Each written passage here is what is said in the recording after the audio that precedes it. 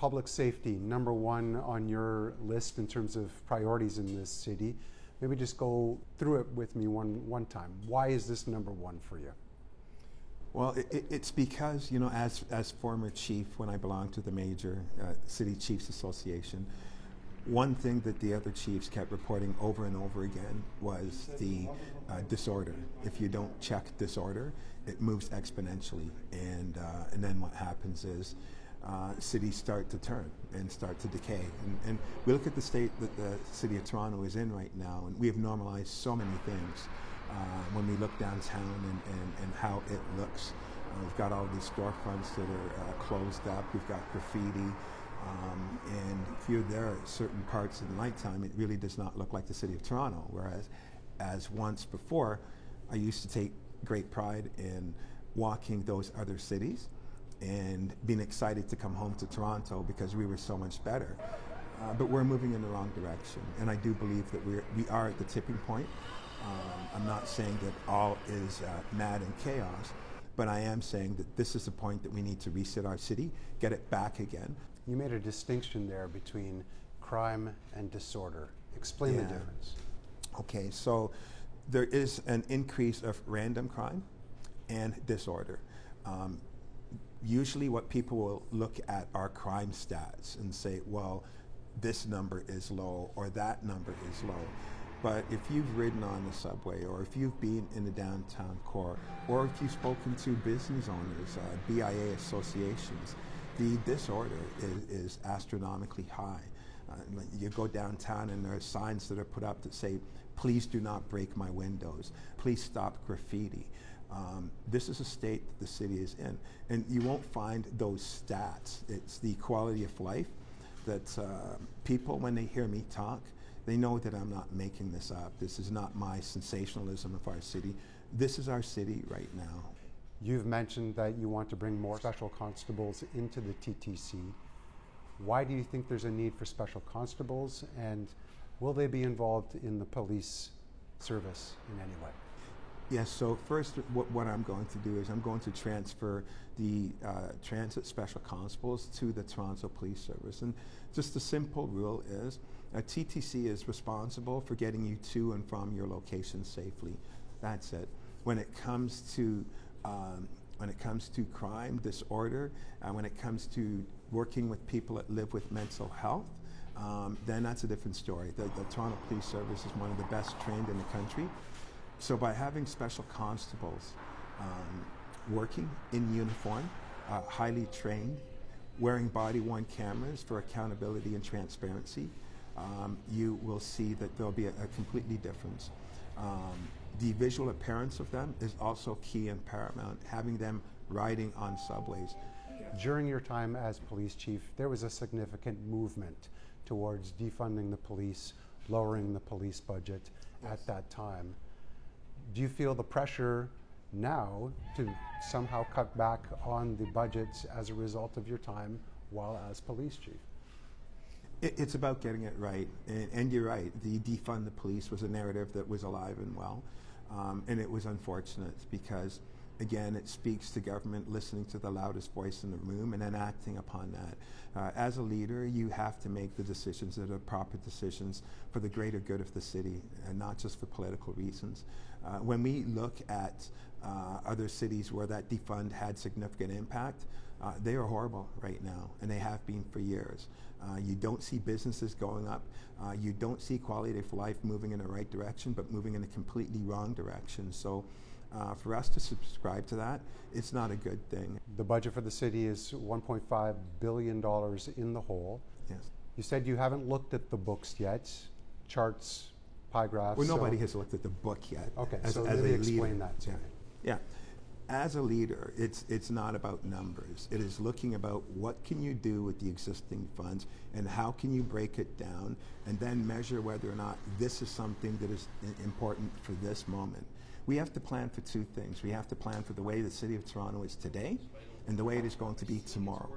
So we're going to have 500,000 people coming into our city to stay and to live, to have a place to stay, to get a decent job, to start a family, and to move on. That's the Canadian dream, and that's why people are coming here. If our monies aren't put towards that, And if we don't create jobs, and if businesses are leaving, and if we don't have enough affordable housing, then we're in the wrong direction. So looking at the budget and really gearing it towards those essentials, first and foremost, as a priority, having the right plan and making sure we have that right plan and we're going to spend properly, and then approaching the province and then approaching the federal counterparts who will work with us because we represent 20% of the GDP. But it starts out with telling the right story. Have you done everything you possibly could when affordability is one of the crucial issues of discussion, when I'm knocking on the doors and people are having problems putting gas in their car, food on the table, or even a place to rent? And 26% of our country is working a second job right now in order to pay the bills. These are serious times, and we have to make sure that effective leadership is spending that tax dollar to the best of its ability before asking others.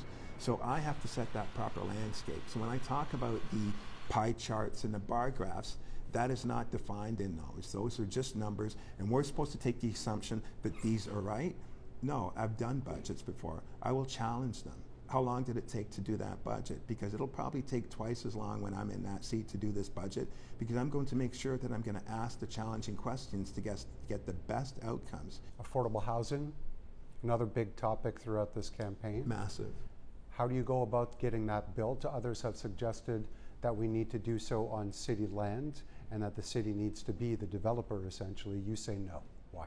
Well, again, this is the straight analogy. If I want to buy a pair of shoes, I go to a shoe store. I don't go to a government that is going to build shoes. You go to the shoe store.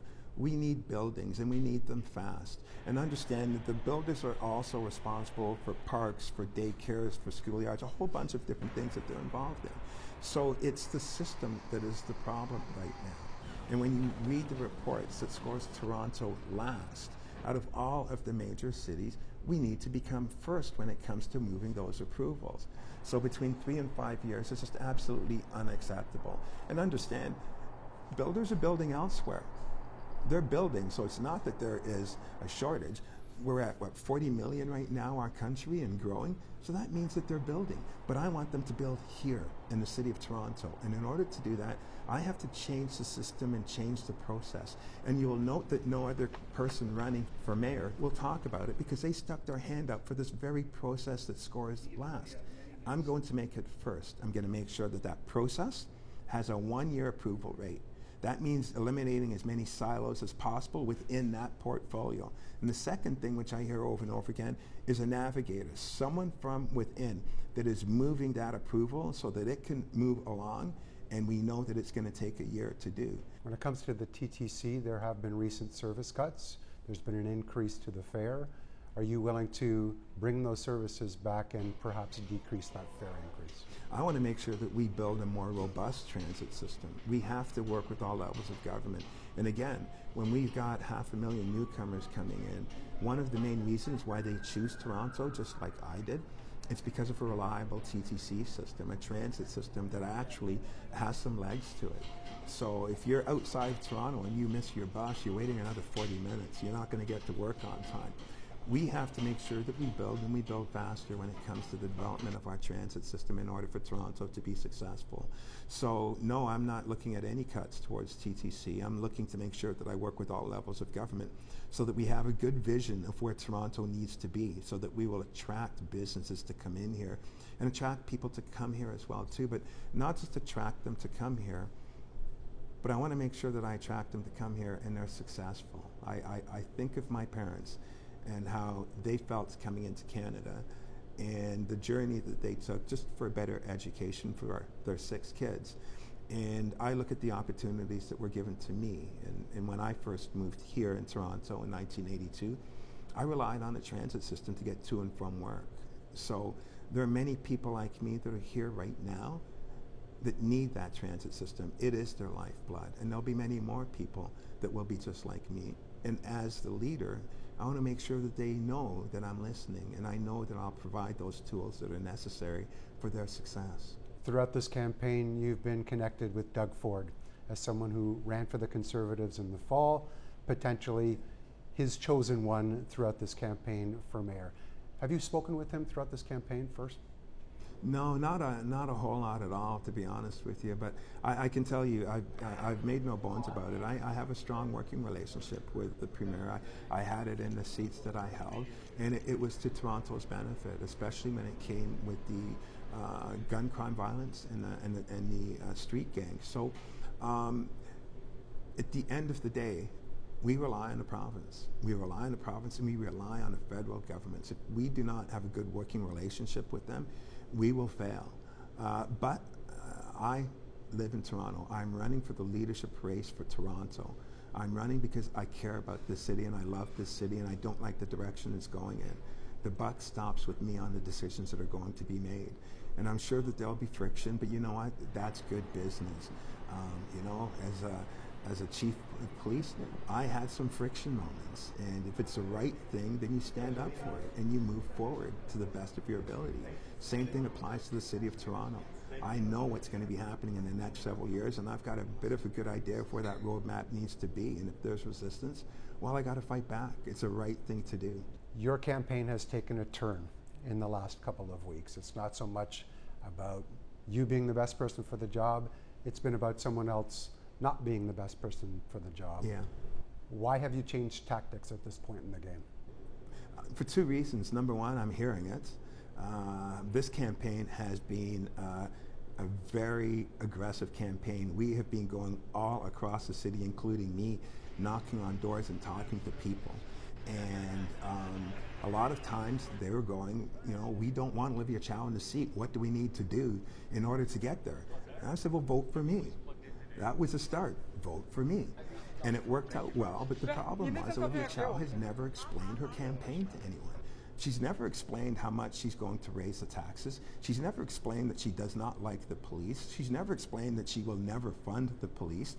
And so I had to take it upon myself and explain to the taxpayers, to explain to the City of Toronto, if you're voting for Olivia Chow, this is what she stands for and this is what she is representing.